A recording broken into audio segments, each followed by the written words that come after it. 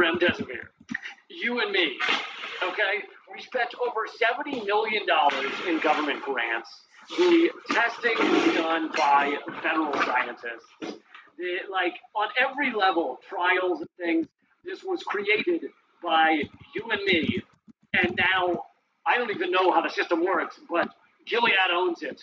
And they charge us $3,000, and they tell us we're getting off easy. They're like, oh, that's a fucking low price. We're hardly charging anything to save your life. And it's horseshit. This should cost almost nothing. But here's government secret number 2 of this, is that there are more powerful, and none of these are silver bullets. These are just treatments. They help people get better a little quicker. But there is a more powerful 3-drug cocktail, and I'm not going to say the names because I can't pronounce them, but it works better, according to the trials they've done, than remdesivir, but no one's talking about it. It gets almost no coverage. This is according to both The Intercept and LA Times. It's getting almost no coverage because it's 3 generic drugs that are patent-free, so they cost almost nothing, so Big Pharma doesn't make billions. Oh, first of all, 3-drug cocktail. I saw them at Coachella 2 years ago. Fantastic. They were fantastic. See, I need a 3-drug cocktail to enjoy Coachella, so it's a little different for me. This is, I mean, in the one hand, it's shocking, but the other hand, it isn't. I mean, the pharmaceutical companies are out of control. And this is just, they got the, first of all, the drug should cost, it should be free or nothing. Like you said, taxpayer money, the $70 million in taxpayer money paid for this research, right? So that's our money. And so it should be next to nothing, or $5 or something. It should be like under $20 at most. All right, that was Government Secrets, Lee Camp and Graham Elwood. Fantastic show, podcast, YouTube show on both their channels, and on your podcasts is going to be under Government Secrets. Definitely worth checking out. Everybody should check it out. So this is Stony Progressive. If you haven't gotten tilted or twisted, get so, because I'm just going to check out some news, and I want to start out with some politics.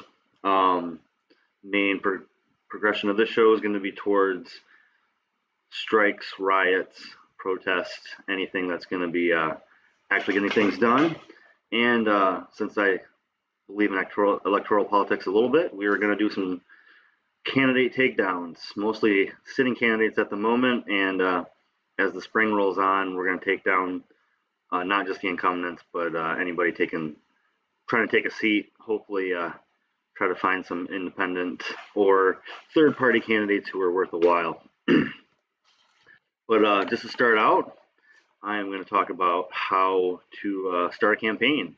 And most of these people are already well into it, so thinking 2022 is past. It's already past 2022. I know it's 2022. It is past 2022. If you wanted to start a campaign right now, you are looking at a 2024 campaign cycle. That is your best chance. I hope everybody that's thinking third party or independent, anybody that's checking this out with the progressive tags, are definitely going to be that style. I hope you look at it. Start out right now, you should be going to start out a congressional run. You want to take one of these horrible politicians who are completely corporate bought, take them on. You need money. Independents going into this need raise around $100,000 their first year, typically. That would be like 2022. You want to raise $100,000 this year while you're paying people to go out and run ads and getting on any radio you can. If you were going to run now, we're looking at a progressive 2024 election.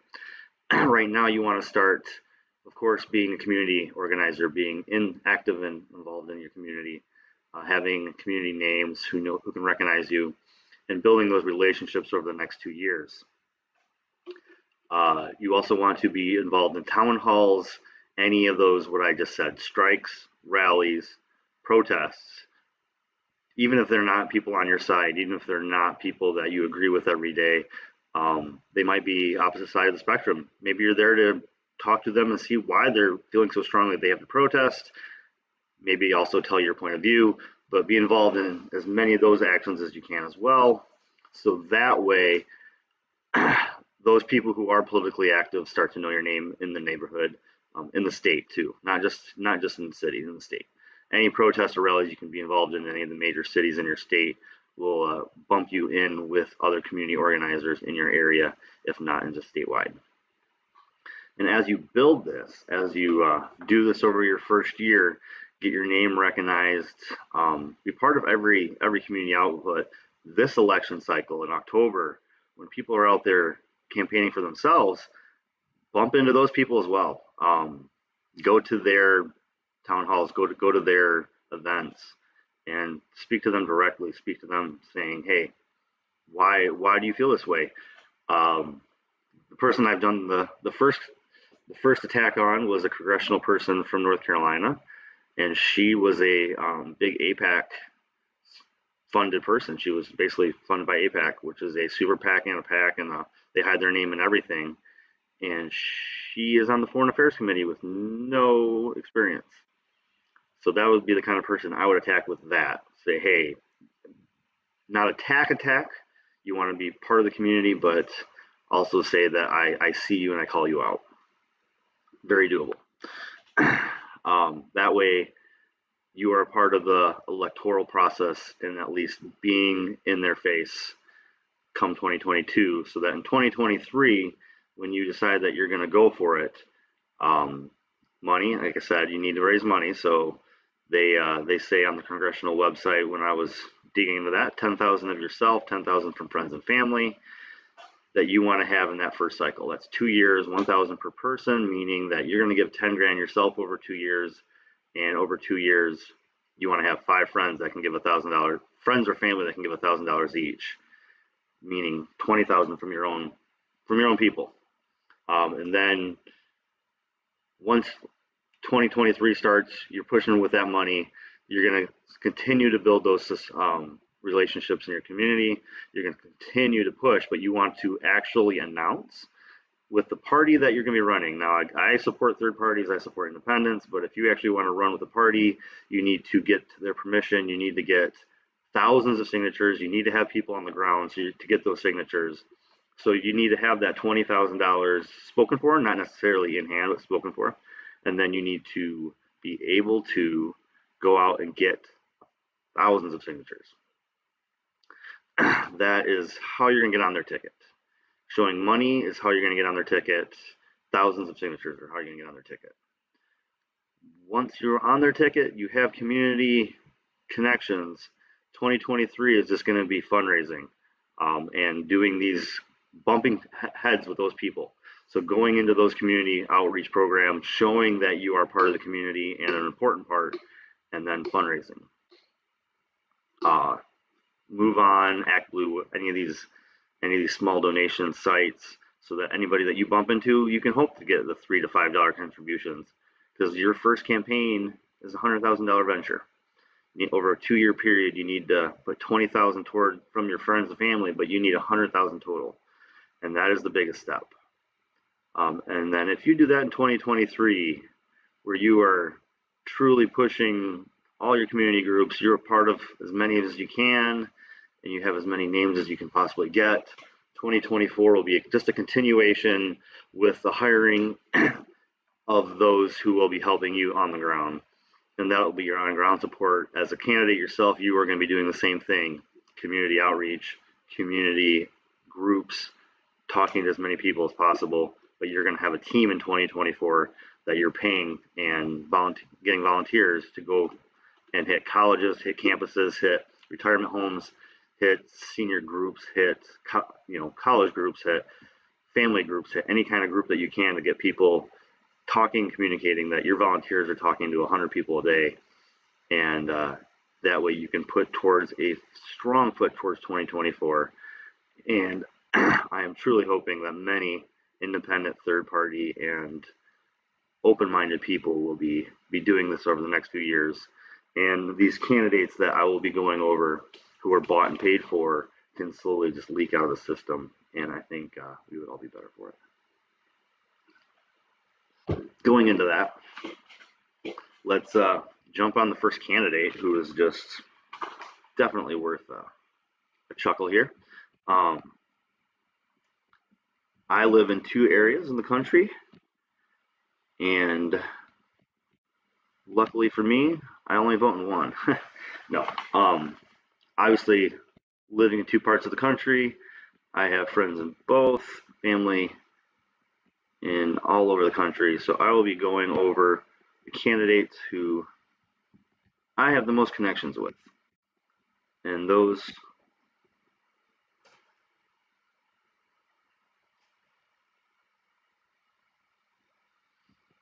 Christ. At most, if not fully free. I know if it's completely free, it's harder for. That sucked.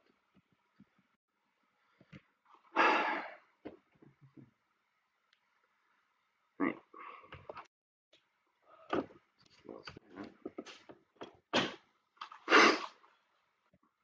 All right, everything just crashed. So,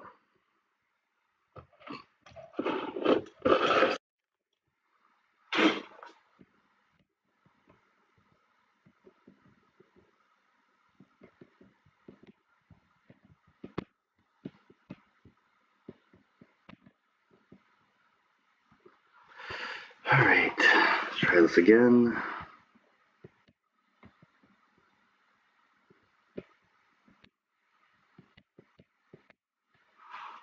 Jesus Christ.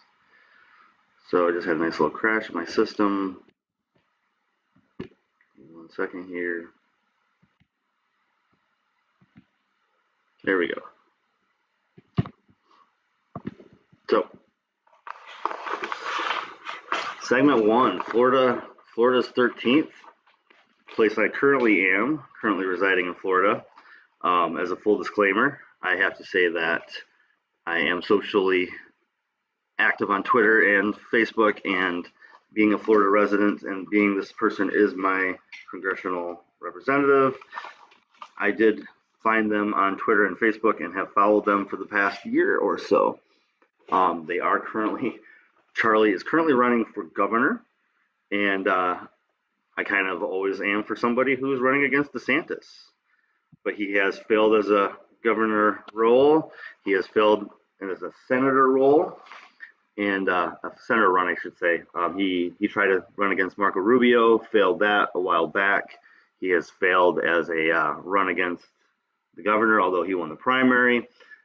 Florida does go red in the governor seat probably 2 out of 3 elections. So as a Democrat, he didn't have a ton of a chance, but still put forward his effort. And so yes, this is my representative here in Clearwater, Florida. He represents Clearwater to all the way to St. Pete. Not a very big area here in the map you can see. This is his office number. If you have a problem with his any of his philosophies or styles, call 202-225-5961 right here, guys. He is accessible, and your representatives are always better to contact via phone. Their office definitely has to listen to all the voicemails, and they get a full representation of how people are angry by phone calls. So this is our representative here, hometown of St. Pete. Like I said, he has ran before, and here just on the government site, you can see a good amount of basic bill information in his voting record. So if you wanna check that out, it is a good way to check him out quickly. But really, I always want to look at where's the money come from. That's how you know when these candidates are bought and paid for, is where is their money allocated from, coming from, where they go into things. And his top 100 contributors, well, it is just fantastic. The Blackstone Group, General Dynamics right here, that is a massive war contributor. Raytheon Technologies.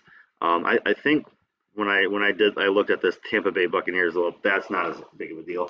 But then Riser Oil right below that, Standard Industries, These are all megacorps that are not worth. Lockheed Martin, Boeing Company is actually on here twice. I'm not sure how Boeing Company got on there twice, but they are. So he is a very nicely funded industry man, and these industries the big one I see here is defense. $100,000 from defense on this electoral 2019 to 2020 money. He $100,000 from defense. That's a little much. That screams things to me, having looked through these, and he's bought and paid for. The area does have some of this money in the area. Lockheed Martin is just down the road. One of their big plants that's all protected. So he is nicely bought and paid for. Any other information you could want on here? His past elections, like I said, he had a massive influx of money in 2010 when he ran for the Senate seat and lost it. He took that excess money and he's been running successful candidates in a smaller seat since. And that is a common thing for people, is they run for a bigger seat that'll possibly get them a lot of money that they pretty much know they're going to lose. I mean, a Senate seat in Florida for a Democrat to take it would be pretty shocking. And so he went for that seat. He got a lot of money, and his cash on hand after 2010 was pretty solid. And he put together quite a few successful campaigns with that leftover money. And that's completely legal. You can run for a seat, save the money for another election. That is completely legit. And it's always fun to dig these things in for me. So this is our open secrets. It's one of my favorite pages to go to. And Ballotpedia is a nice representation of things here as well. I like digging in Ballotpedia. They used to have a lot better things over here where you could actually dig into the section here. They have his base salary, which for any Senate or congressman is going to be the same. That's not a scale thing, but they used to have net worth, and the net worth was really interesting stuff. I can't find salary.com anymore, and I will be digging as best I can to find this. If anybody knows the site, please drop it in the comments. But some of these representatives would always be fun, because some would say straight up, I'm worth 10 million. Others would say they're worth $5,000. It's like, how you got a $174,000 salary, your husband's worth 10 million, but you're only worth 5,000. Like, come on, that's crazy. And I'm speaking, of course, of a Michigan representative, Debbie Stabenow. She is said to be worth absolutely nothing, and she is worth a ton. So I missed that from Ballotpedia, and I'm sure that was a corporate ownership or sponsorship, or possibly right here even on the top, Duke Energy, any sponsorship that got that money part of this taken off. But they do have some great information on here. Biography, one quick review. If you just want to take 15 minutes to look at a person before you vote for them, Ballotpedia is a great way to do it. And checking out these guys' vote fors. This used to be a really nice section here, guys. This was fantastic for seeing voting. I prefer to go to the actual that first site there, the office of the clerk, where you can see their voting record. That shows all bills. Ballotpedia seems, like I said, to be bought by somebody big, so they only show bills that get big hits, bills that kind of mainstream media has pushed onto us. And these aren't necessarily the bills that are a hot topic for you. Everybody has personal issues. There's personal issues that are more important than others, and don't let mainstream media tell you what is the important issue of the day. So that is Charlie Crist. He is just one fantastic militarily bought in Central California, whatever we are, the Bay, California. And he is my representative. I will definitely be voting against him if I still am here for elections. Yeah, I will be here in elections, so I will be voting against this guy. I am a 7-month resident of Florida, so I am a resident of Florida. But as I said before, my segment 2, I want to do balance here. That was a Democrat. Remember, Democrat, he was bought and paid for by lawyers, and I mean, if you want to go through those companies he has bought and paid for, it's really interesting. But he is bought and paid for by the defense industry, and this guy is considered a Democrat. Two Democrats who run the state of Florida, two Democrats to be a senator in Florida. Now going for his second attempt at governor of Florida.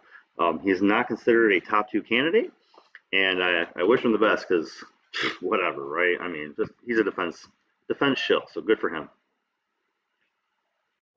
Segment 2, though, we're going to go in and find my other representative. The other 5 months of my year.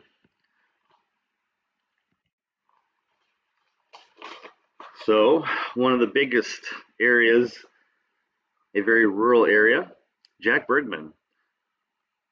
Stony Progressive is going to go over Jack Bergman, 1st District in Michigan. The 1st District is huge. It covers all of the Upper Peninsula and Northern Michigan. Northern Michigan is a big area of Michigan. No big cities, but a very rural area with very diverse people. Jack Bergman, disclaimer here, this is going to be an overview and reaction because I did not do this year. He has been a representative for a while, and I would have to say that I have done this once before and did not feel like doing it again today, so I'm going to do it with you guys. He is absolutely a Davos, Van Andel, like the big money in Michigan. He is their puppeteer. He takes money from the big 3 or 4 families there in Michigan. They're very right wing, very intensely corrupt. Like they take over the whole Grand Rapids area is basically taken over by these people, and they run it the way they want it to. It's dry counties, there's religious counties. It's really weird. And so yeah, this guy is a puppet of those rich, obtuse billionaire conglomerates. So let's take a look at him. Michigan Friends, again, 202-225-4735. Jack Bergman. He is your representative.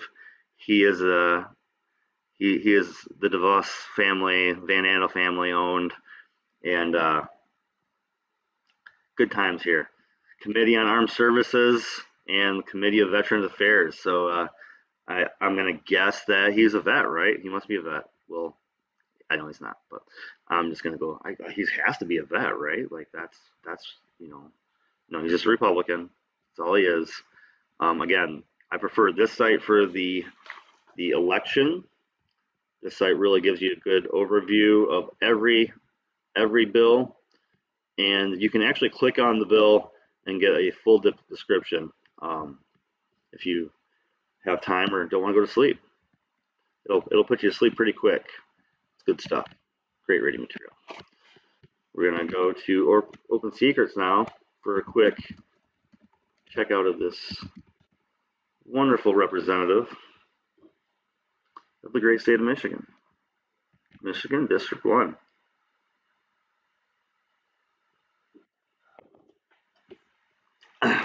Always takes you straight to the contributors page. And he's only taken 157 for this election cycle.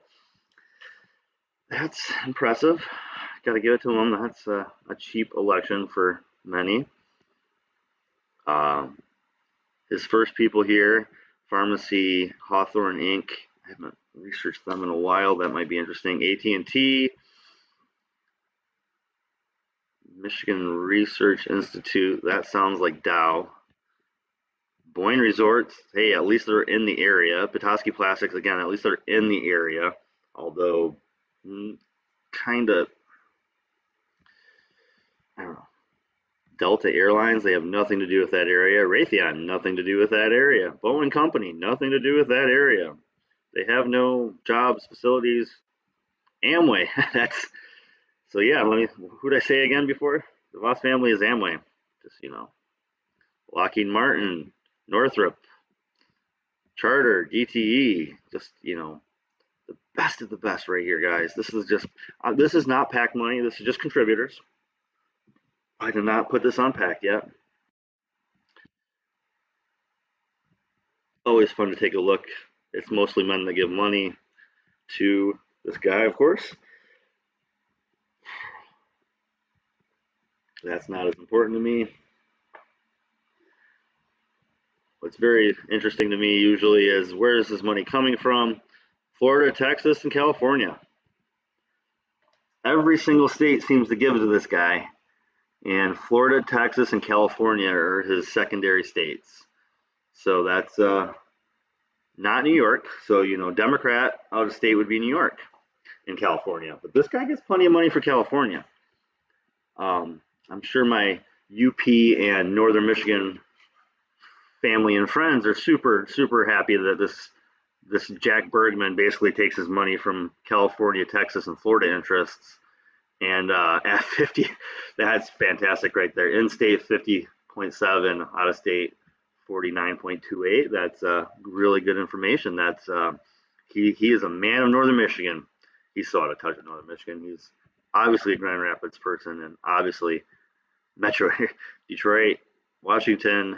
Grand Rapids is his only third. Wow, he gets after Washington D.C., ladies and gentlemen. That's really good. LA is close to Grand Rapids. That's great. New Orleans, huh? That's interesting. Top zip codes. Harbor Springs is where all the money is in my neighborhood. That's Traverse City, just on the outskirts of our area. That makes sense. A little money from Petoskey. That's my actual city. So a couple of his biggest contributors are from my town, from a couple towns near me, Grand Rapids, and then two of the richest cities in Michigan, Harbor and Birmingham. So he is definitely, you know, a man of the people for the UP in Northern Michigan, a rural country farm and tourist area. He is a fantastic candidate, guys. This is really turning into an exciting adventure.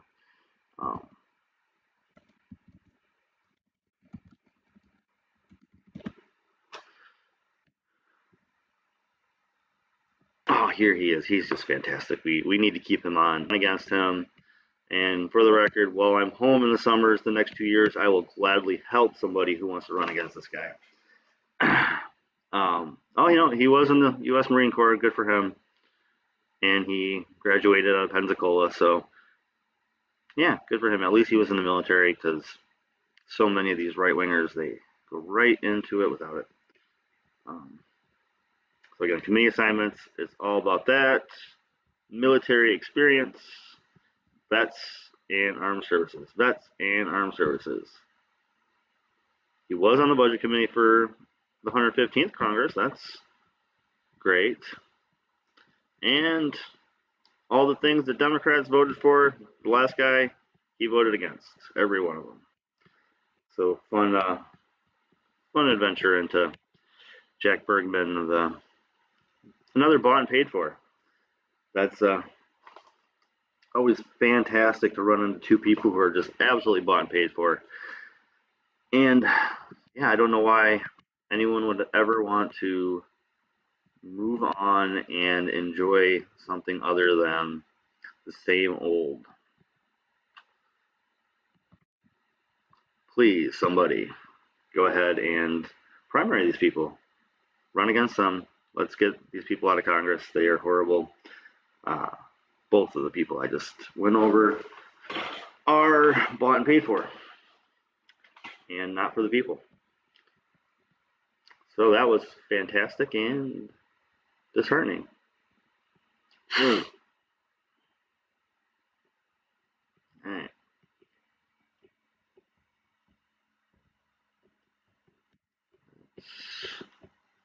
Go for something a little lighthearted, a little more lighthearted. That was horrible. I'm one heck of a tongue twister when I'm hanging. All right. So, as I said, I am all for third parties, and one of the reasons is this tribalism. I also like to say heroism. They seem to make our candidates, they seem to make certain people in the parties untouchable heroes. And in my many hours of news today, I got to watch you should know this, and you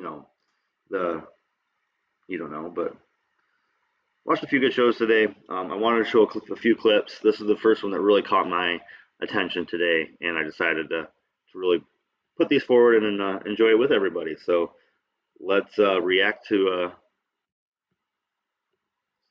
David Cross on a little information.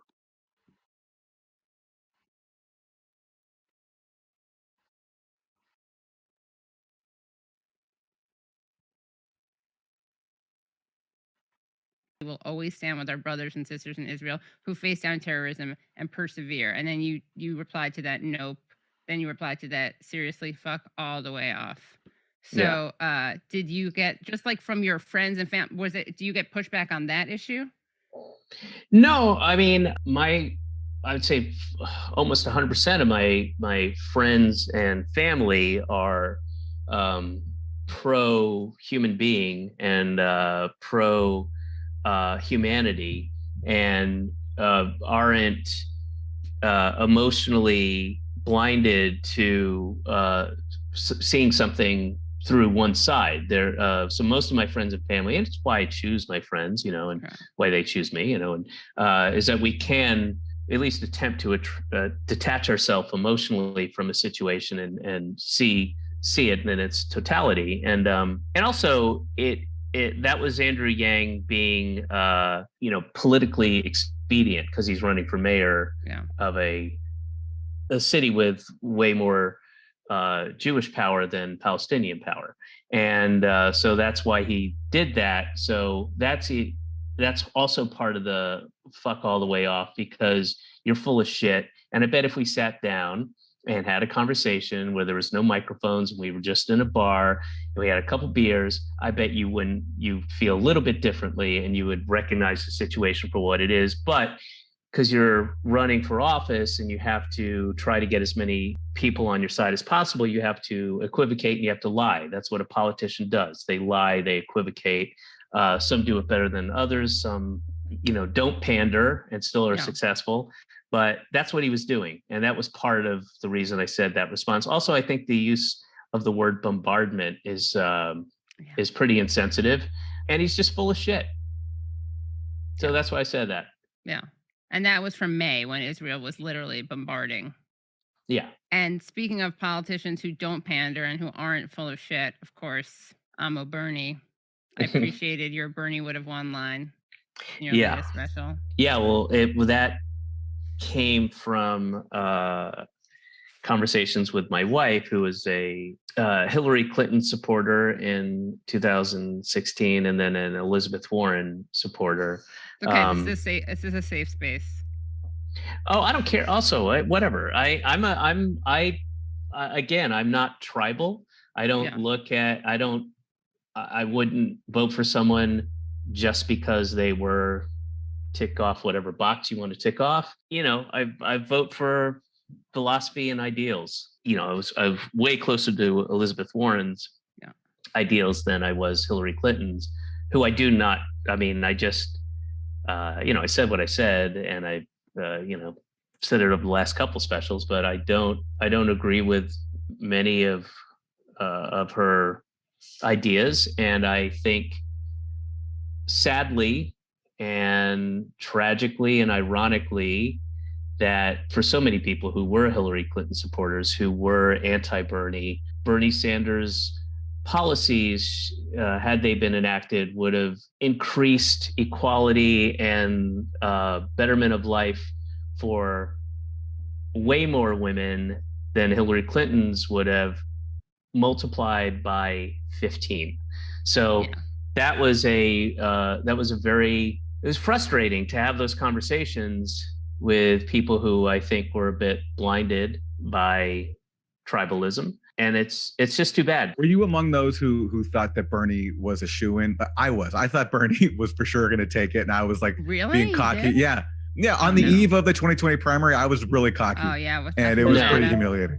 No, I did not. I don't even think I allowed myself to be buoyed by hope, and but that's another thing that I think is successful for myself in the way that I approach all aspects of life, because I don't have, my highs aren't that high and my lows aren't that low, which is good because I can be very low and get very low quite often. But if I don't get too excited about that stuff. And who knows, if he had won the primary, I might have for the first time. Yeah. I also do believe, without a doubt, without any hesitation, again, it's a hypothetical, we'll never know, but all logic tells me that he would have been a landslide over Trump. And I think Hillary Clinton was, the machine was in place, and they made some, obvious, blatant mistakes that Bernie Sanders never would have, or other nominees for that matter, people I didn't necessarily care for. But I don't think they would have made the blatant, egregious mistakes that the Clinton campaign did. Yeah. Yeah, it's funny that you said time. And also there's no baggage. There's like that. There was that one thing they tried to stick on him about the other house, and then his wife's. There was the other house, and then there was his.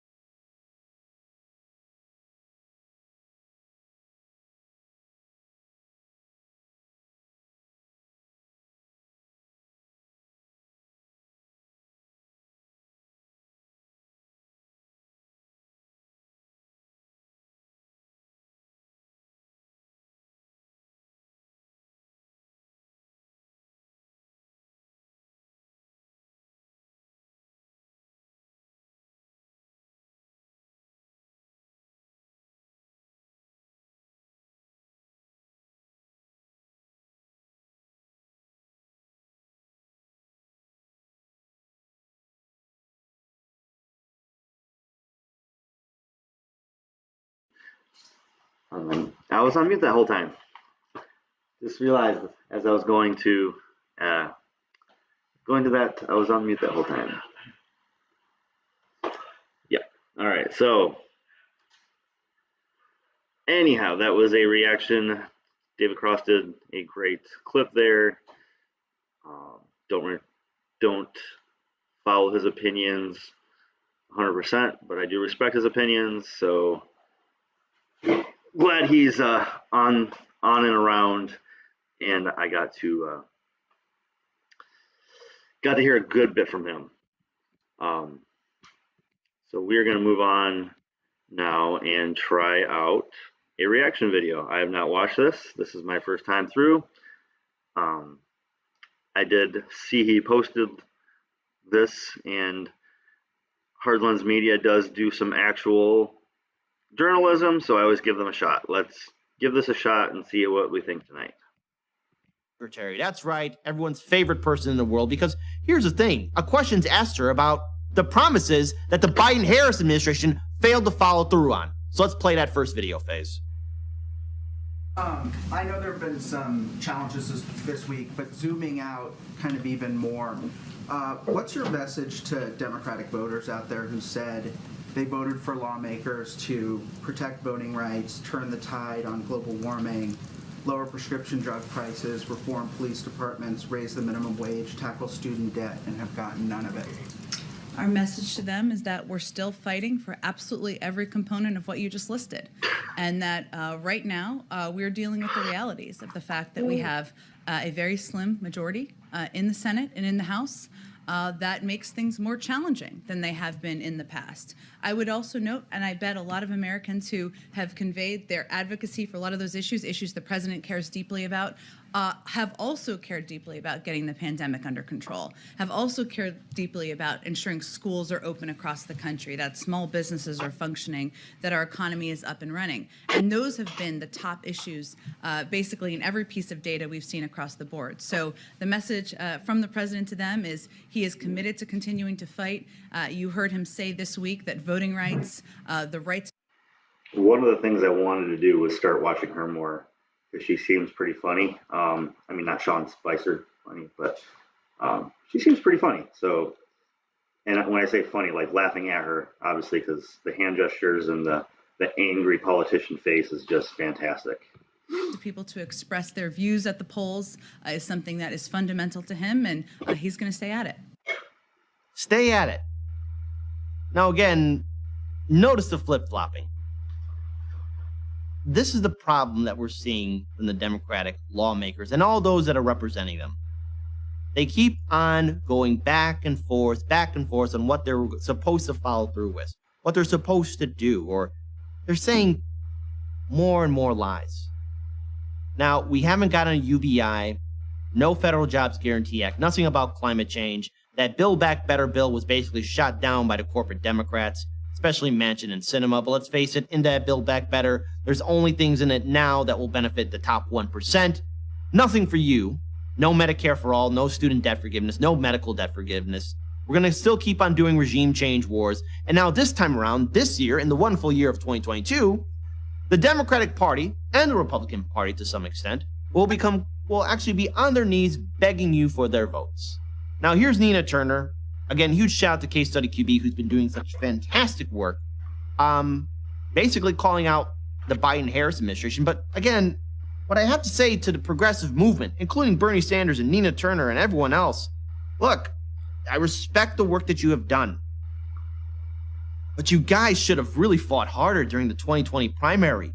You should have been more aggressive. You should have been more unapologetic. You should have pushed back. Now, I don't know what the Democratic Party did to make you guys fail or automatically endorse Biden. But remember, every single person that was participating who actually had a high profile during that 2020 primary takes some responsibility for the failure of the Biden-Harris administration. Because throughout the debates, everyone was saying that all the candidates can do a great job. And when every single candidate was bowing out of the race and endorsing Biden, all of them were universally saying that Biden can get the job done. Biden will be able to lead us out of it.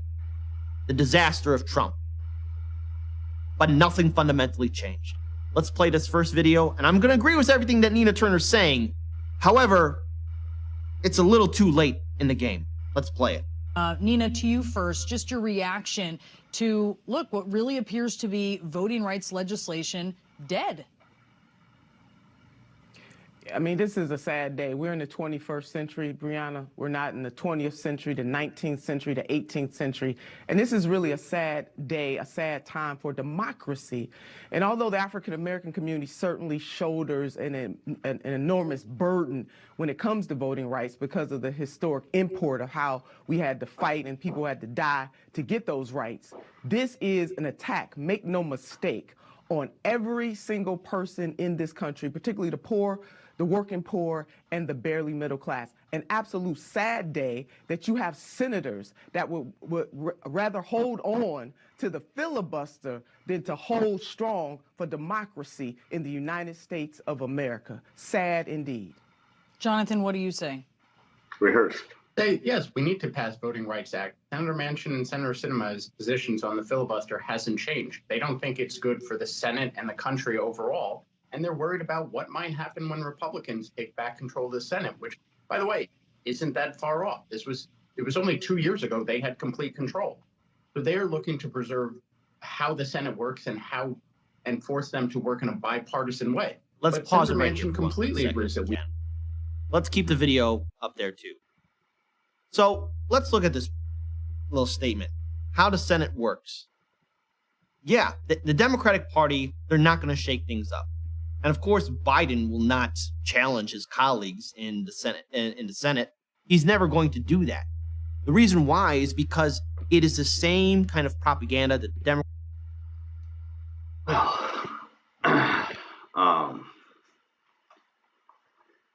That was less than inspiring, huh? I don't know. I'm not going to continue with that.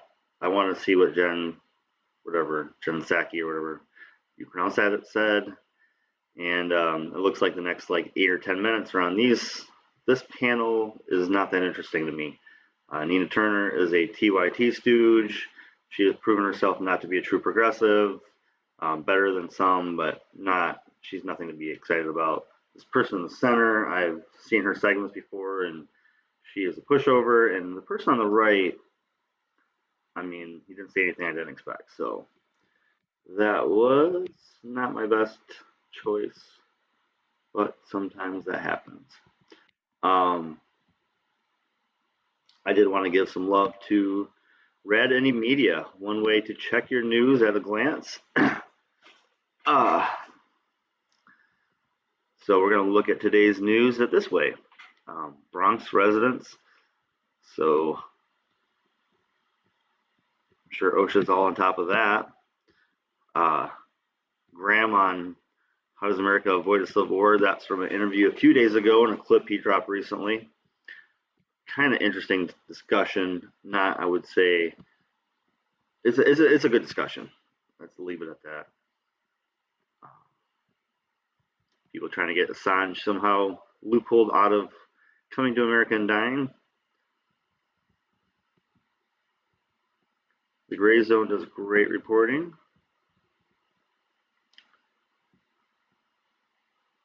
Well, first thing on Biden. So if we can notice, there is a lot of information, some good stories. But it took, one story there on Biden. Now, I did CNN yesterday. Let's just give a YouTube shout out to this useless channel. 4.4 million. Some of our members started to say, please don't make me fun of that. 4.6 million subscribers. That's interesting. CNN had 13.1 million. Now let's look at the views.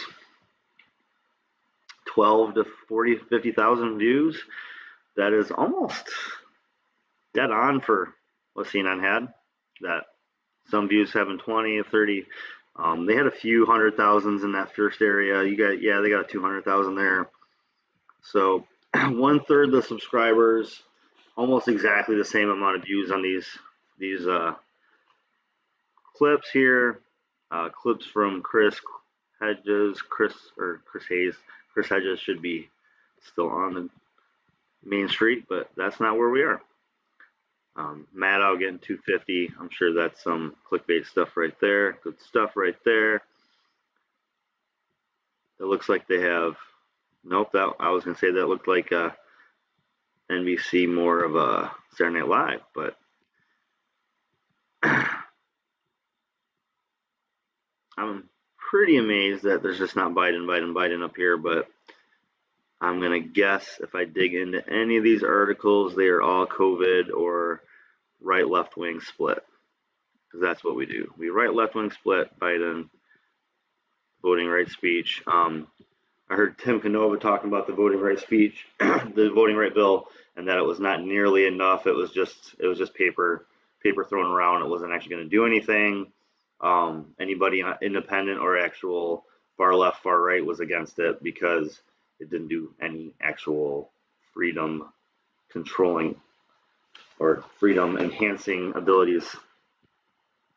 So that's my Rad Indie Media against MSNBC. Yesterday we did CNN, and so far Rad Indie Media is showing an actual perspective, giving us a ton of indie media, and MSNBC YouTube or CNN YouTube is mostly giving you right and left debate, COVID, and congressional bore.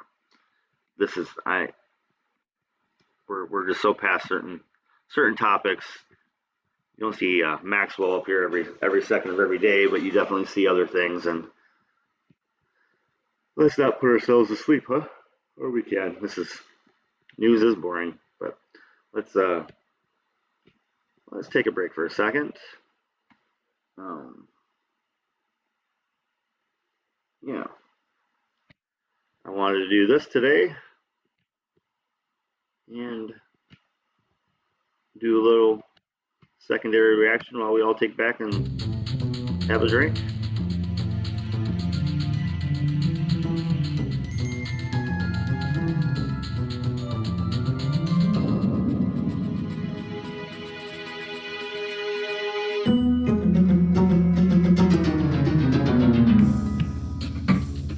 This is the sun. As far back as 10,000 BC, history is abundant with carvings and writings reflecting people's respect and adoration for this object. And it is simple to understand why, as every morning the sun would rise, bringing vision, warmth, and security, saving man from the cold, blind, predator-filled darkness of night. Without it, the cultures understood, the crops would not grow, and life on the planet would not survive. These realities made the sun the most adored object of all time.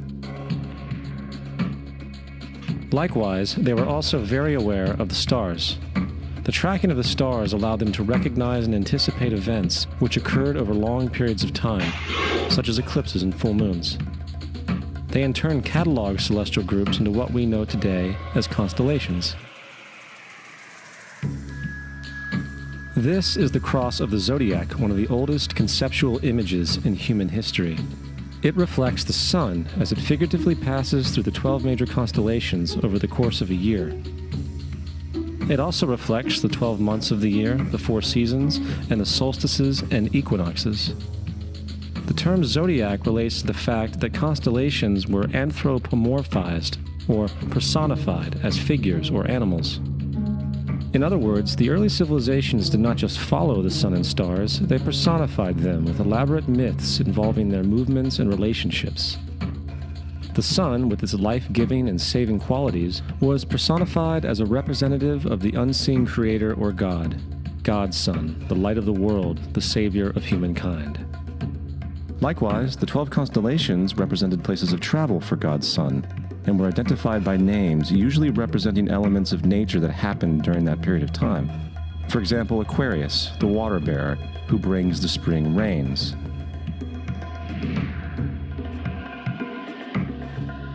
This is Horus. He is the sun god of Egypt of around 3000 BC. He is the sun anthropomorphized, and his life is a series of allegorical myths involving the sun's movement in the sky.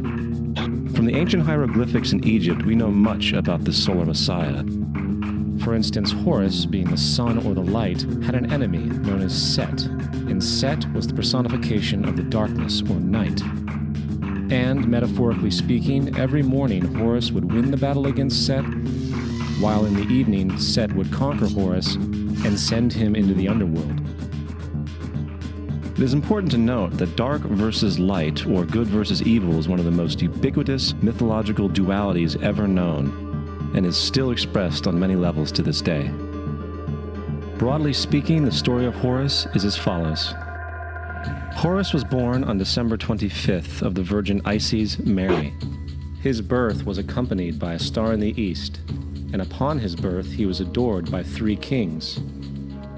At the age of 12, he was a prodigal child teacher, and at the age of 30, he was baptized by a figure known as Anup, and thus began his ministry. Horus had 12 disciples he traveled about with, performing miracles such as healing the sick and walking on water. Horus was known by many gestural names such as the Truth, the Light, God's Anointed Son, the Good Shepherd, the Lamb of God, and many others. After being betrayed by Typhon, Horus was crucified, buried for 3 days, and thus resurrected. These attributes of Horus, whether original or not, seem to permeate many cultures of the world, for many other gods are found to have the same general mythological structure. Attis of Phrygia, born of the Virgin Nana on December 25th, crucified, placed in a tomb, and after 3 days was resurrected.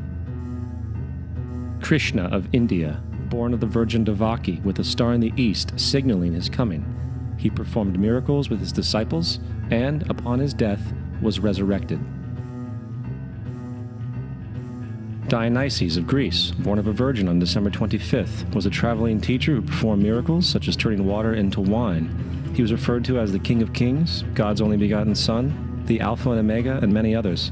And, upon his death, he was resurrected.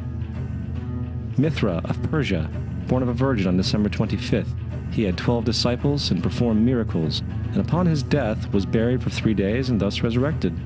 He was also referred to as the Truth, the Light, and many others. Interestingly, the sacred day of worship of Mithra was Sunday. The fact of the matter is, there are numerous saviors from different periods from all over the world which subscribe to these general characteristics. The question remains, why these attributes? Why the virgin birth on December 25th? Why dead for 3 days in the inevitable resurrection? Why 12 disciples or followers? To find out, let's examine the most recent of the solar messiahs. Jesus Christ was born of the Virgin Mary on December 25th in Bethlehem. His birth was announced by a star in the east, which 3 kings or magi followed to locate and adorn the new Savior. He was a child teacher at 12, and at the age of 30 he was baptized by John the Baptist, and thus began his ministry. Jesus had 12 disciples, which he traveled about with, performing miracles such as healing the sick, walking on water, raising the dead. He was also known as the King of Kings, the Son of God, the Light of the World, the Alpha and Omega, the Lamb of God, and many, many others. After being betrayed by his disciple Judas and sold for 30 pieces of silver, he was crucified, placed in a tomb, and after 3 days was resurrected and ascended into heaven. First of all, the birth sequence is completely astrological. The star in the east is Sirius, the brightest star in the night sky, which, on December 24th, aligns with the 3 brightest stars in Orion's belt. These 3 bright stars in Orion's belt are called today what they were called in ancient times, the 3 kings. And the 3 kings and the brightest star, Sirius, all point to the place of the sunrise on December 25th. This is why the 3 kings follow the star in the east, in order to locate the sunrise, the birth of the sun.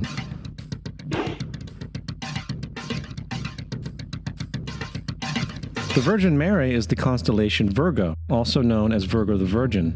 Virgo in Latin means virgin. Virgo is also referred to as the house of bread, and the representation of Virgo is a virgin holding a sheaf of wheat. This house of bread and its symbol of wheat represents August and September, the time of harvest. In turn, Bethlehem, in fact, literally translates to house of bread. Bethlehem is thus a reference to the constellation Virgo, a place in the sky, not on Earth. There's another very interesting phenomenon that occurs around December 25th, or the winter solstice. From the summer solstice to the winter solstice, the days become shorter and colder. And from the perspective of the northern hemisphere, the sun appears to move south and get smaller and more scarce. The shortening of the days and the expiration of the crops when approaching the winter solstice symbolize the process of death to the ancients. It was the death of the sun. And by December 22nd, the sun's demise was fully realized, for the sun, having moved south continually for 6 months, makes it to its lowest point in the sky. Here a curious thing occurs. The sun stops moving south, at least perceivably, for 3 days. And during this 3-day pause, the sun resides in the vicinity of the Southern Cross, or Crux, constellation. And after this time, on December 25th, the sun moves 1 degree, this time north, foreshadowing longer days, warmth, and spring. And thus it was said, the sun died on the cross, was dead for 3 days, only to be resurrected or born again. This is why Jesus and numerous other sun gods share the crucifixion, 3-day death, and resurrection concept.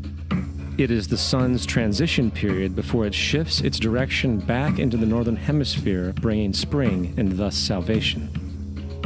However, they did not celebrate the resurrection of the sun until the spring equinox, or Easter. This is because at the spring equinox, the sun officially overpowers the evil darkness, as daytime thereafter becomes longer in duration than the night, and the revitalizing conditions of spring emerge. Now, probably the most obvious of all the astrological symbolism around Jesus regards the 12 disciples. They are simply the 12 constellations of the zodiac, which Jesus, being the sun, travels about with.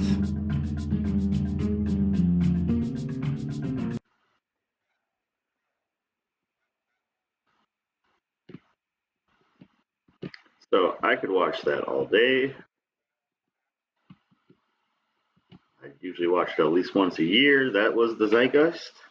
The movie, the movement, and the addendum are the 3. The first 2 are absolutely must-watches. I can't believe you haven't seen it yet. Sorry. People watching this might have crossed my path because I dropped Zeitgeist in a tag. So you may have seen it, but it is absolutely worth watching. I watch it every year. And that is one of my favorite scenes. It also has the colored scene where George Carlin's bit is used. So we are now going to move on and try once again to pull from my phone a clip I got today. Watch news all day, every day.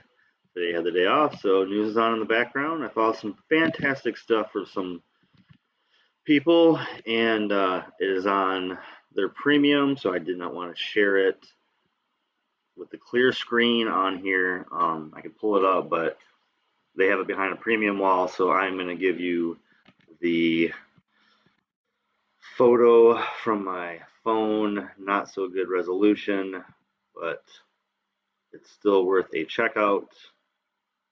So let's start out with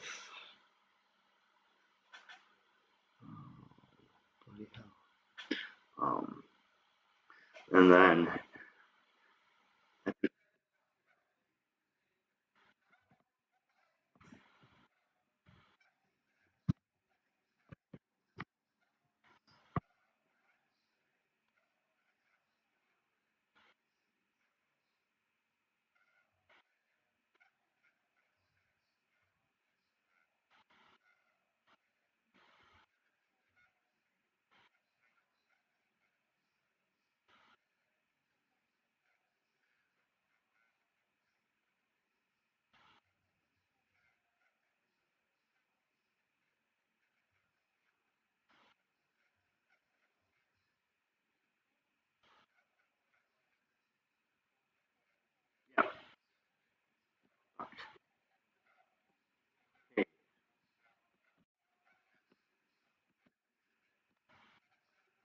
did it again. Fantastic at this. All right, let's try it again. People buying it. I think back to, I think it was around April of 2020, when I was studying the hydroxychloroquine issue quite closely. And I didn't have a partisan axe to grind in this at all.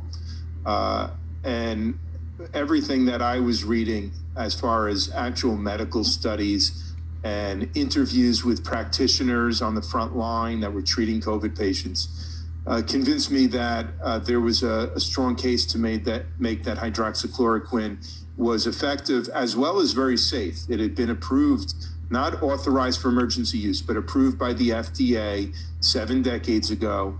And using it for an off-label use like coronavirus is something very legitimate. And I started posting on it, and I was shocked at the pushback that came on social media. And of course, you don't know how many of these voices on social media are paid bots and how many of them are just sort of buying the narrative in a very partisan way. But essentially, if you spoke up for hydroxychloroquine around that time, the spring of 2020, you were going to be smeared as an anti-science, conspiracy theorist, Trump supporter. Right. And at that point, I realized that some people, not the ones who were paid bots, but the people who were being misguided and misled, had essentially what was being called Trump derangement syndrome. Their hatred for Trump exceeded their love for humanity. I mean, their concern, their genuine hope of finding therapeutics that were safe and effective. And you know, why would they not go for hydroxychloroquine? Because Trump had used it. Trump had endorsed it. So if Trump is for it, it has to be something very dangerous because Rachel Maddow said so. You know, it's in some ways nothing has changed. It's not just hydroxychloroquine that's been smeared. It's ivermectin.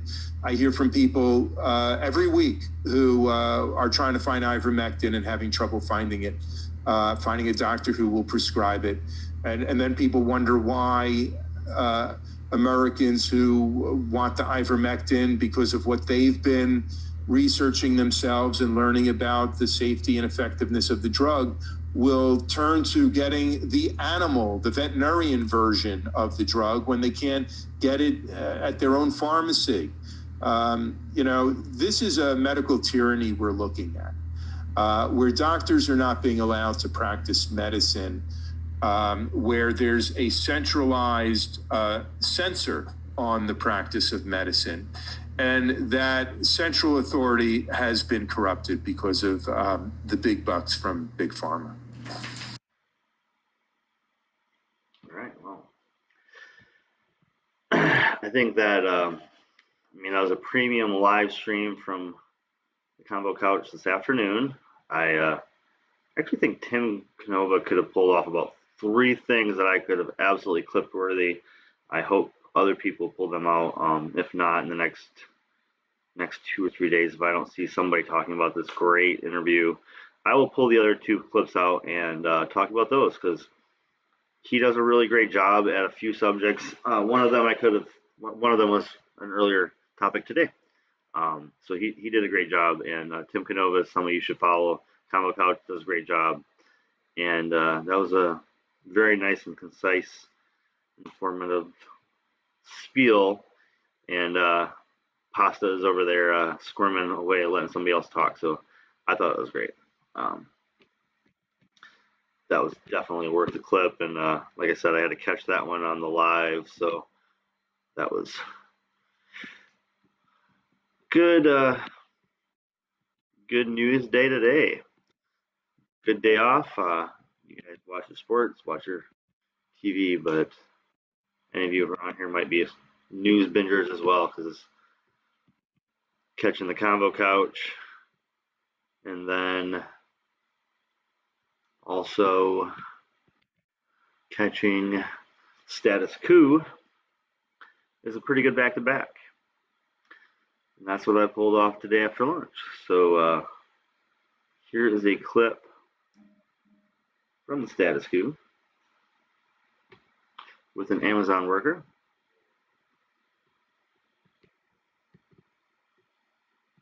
In organizing, trying to get the National Labor Relations to approve you guys holding a union election. Yeah. So quick update on that. We refiled. December 22nd. So last year we refiled. We got a notice from the NLRB that we will go to court with Amazon on the 28th.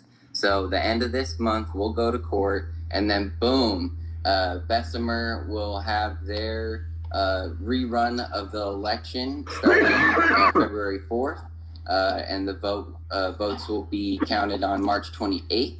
So that's exciting. We're gonna have our, vote finally. And you guys are going to court at the end of the month. Yeah. For a court to hear the arguments for or against election. For an election. So we'll. And why do you guys have to go to court for that? Why isn't the National Labor Relations Board just approving or rejecting?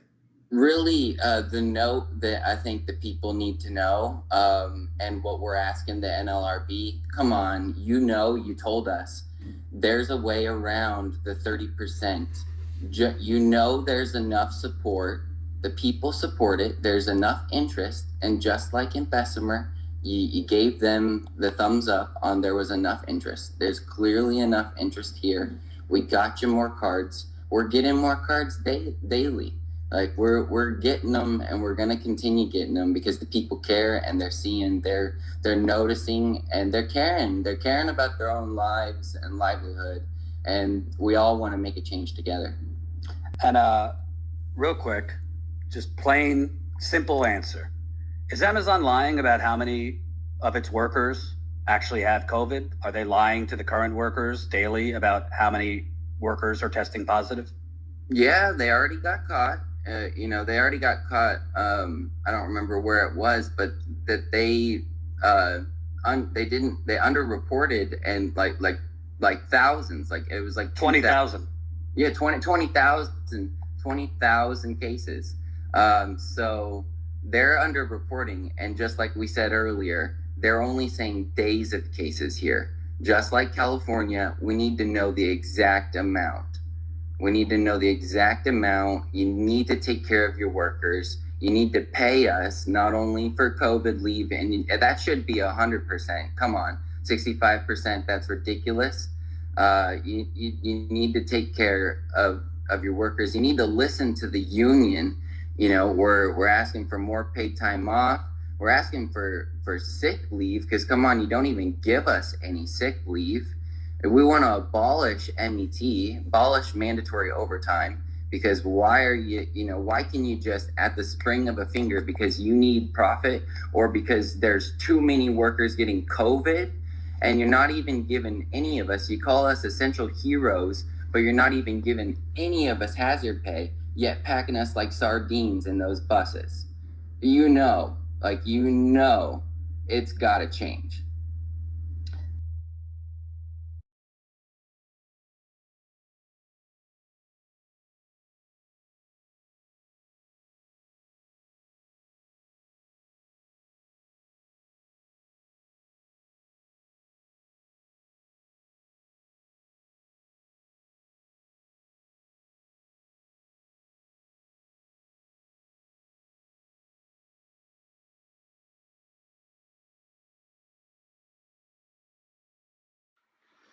All right.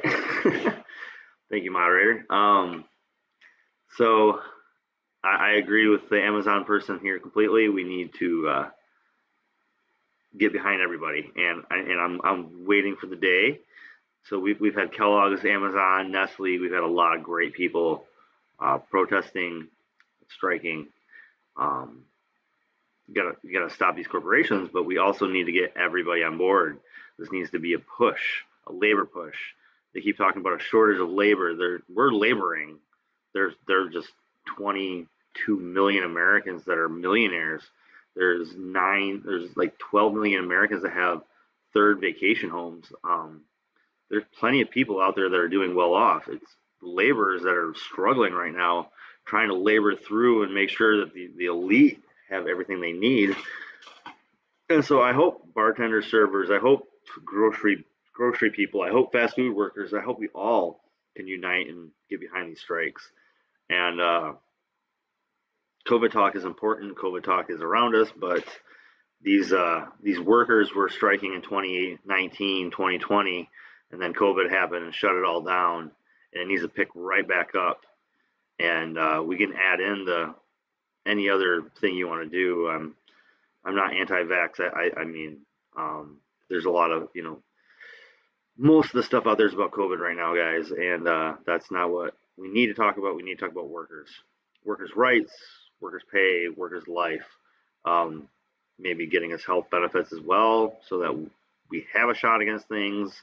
Maybe opening up medicine to all instead of to the elite, to the 10%, to the 25%, whatever you want to tip that point at. I think it's like 25% of people have amazing health benefits. If you look at government workers, as in high-end military people, not every military personnel has great benefits, but the top elite do. CEOs do. So it's more than just the 1%, guys. It's not we're not fighting the 1%, 99% of us. We're the 75% of us are trying to get our hold on. And I thought that was a great clip today. Caught that one live as well. My back-to-back fantastic live catches. Getting lucky. Of course, if you've ever tried to watch these live, you know instantly that they do not notify you anything that's actually solid live. You have to catch it super late. You have to be just lucky enough to be clicking on things and checking things out. And I got that lucky, so caught those two live. I want to do one more thing for my phone while we got this page up. And this fantastic little bit was a moment sponsored by myself on the General Strike Summit. Like I said, I try to catch as much of that as possible live. And this is my bit. The day of the General Strike Summit, I, of course, like I just said, bars and restaurants can make a huge point. This is the wonderful cast of people that I happen to donate during. I watched I don't know, 8 hours live, another 5 or 6 hours streamed later. And I donated a little bit because I want to kick in for this in order cause. to reach that there. So, Kid, I want to bring you also into the conversation, or Nick, your thoughts on any part of that, what Afeni said, what Lee said, what I'm saying. Before I chime in, I'll pass the baton right back to you guys. We're gonna have I'm gonna be back when we had a discussion with Jimmy Dore, Mac Blumenthal, and we had Fabi on. I think at 3 p.m. Eastern time. You guys see me back then. It was good talking to you guys, but I'll pass it right back to you, Kid. I'll see you guys. All right. See you then. Well, Yeah, when go it comes ahead. down to unions, I'm going to quote Roger Meadows in this one. We got to look at worker co-ops. So what is that? I mean, that has to be the real alternative. And so I'm just going to give you just a short, rough down version of what. So yeah, bars and restaurants can make a huge point. We have no benefits in COVID. With COVID, we're under the max stress. I've seen it recently this week where we literally, last month, I mean, we have COVID cases in the restaurant. We have people out sick with other sicknesses, meaning that we're just seeing so many people.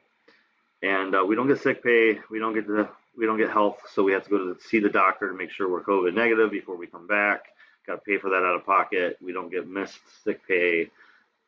It's just a tumbling system. And if the rich and elite want us to be catering on them at these high-end restaurants, so they need to start getting their congressmen, they need to start allowing some of their tax dollars to be filtered to us instead of Halliburton, Lockheed, Raytheon, and that way we can have health benefits and start more. I guarantee if you put health benefits in front of restaurants right now as a congressional statewide thing, I mean, U.S. state, doesn't matter. Just any state that did that said, you know what, our fast food workers, our restaurant workers are going to have health insurance, that state would be fully employed the next day. The next day. That is a non-losing agenda. That is a non-losing platform. That is a non-losing phrase. Just take it. All you got to do is say all workers get health care, health benefits, and bam, everybody's back to work. If you think the labor shortage is going to happen, you say that and there's still a labor shortage, then there's other things they're doing right now that are keeping people out of work. We will work for benefits and lower wages. And if you're offering there's low wages and no benefits, this is what happens to the labor force. I feel like that was my clips from my phone. But I don't want to end on a protest and strike resolution here. That's all I had for the day. So let us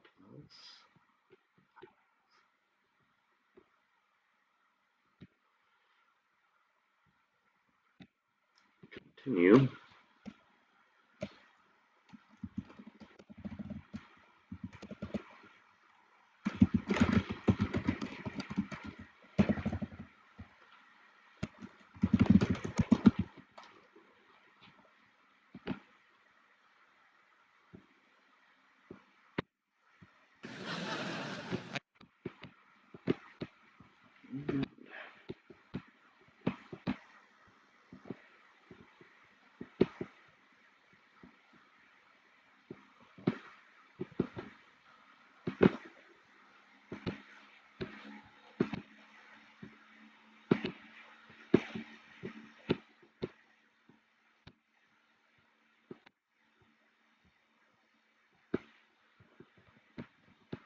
I used to take drugs and I quit, but I'll tell you something.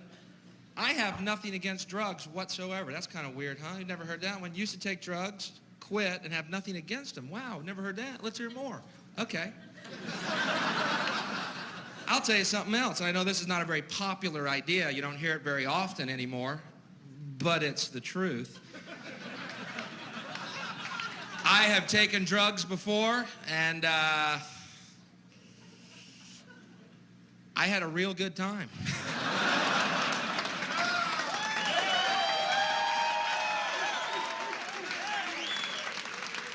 Sorry. Didn't murder anybody, didn't rob anybody, didn't rape anybody, didn't beat anybody, didn't lose one fucking job, laughed my ass off, and went about my day.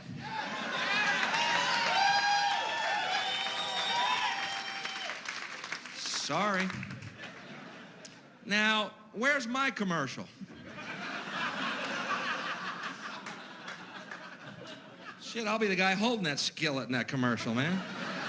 That ain't a brain, that's breakfast. Let's eat. What have we been up, 5 days now? I'm fucking starving.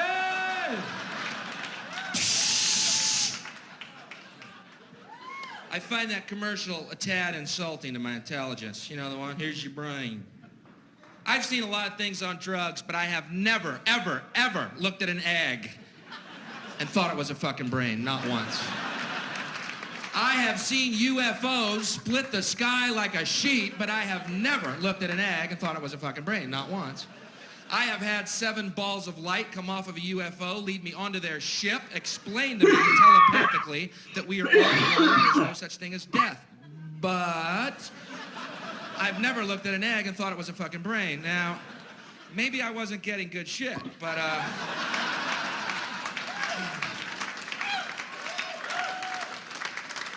that's what I hate about the war on drugs. I'll be honest with you. It's what I can't stand is all day long we see those commercials. Here's your brain on drugs. Just say no. Why do you think they call it dope? And then the next commercial is this bud's for you. Come on, everybody. Let's be hypocritical bastards. It's okay to drink your drug. We meant those other drugs. Those untaxed drugs. Those are the ones that are bad for you.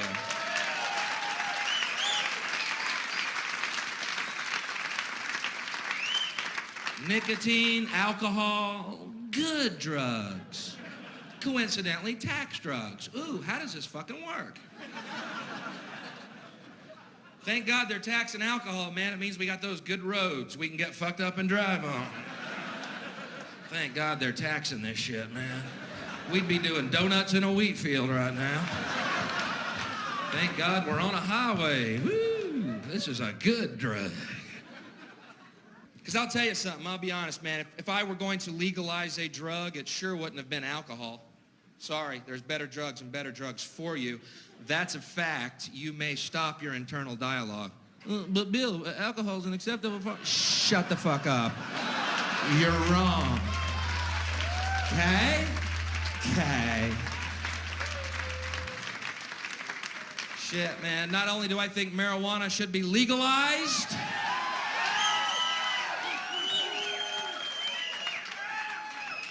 I think it should be mandatory. I'm a hardliner. Think about it, man. You get in traffic behind somebody.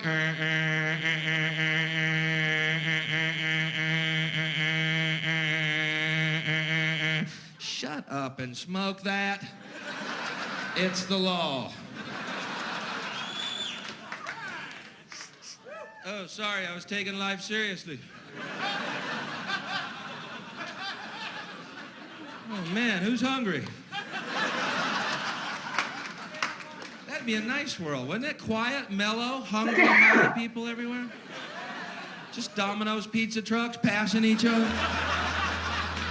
Every single highway, parades of Domino's.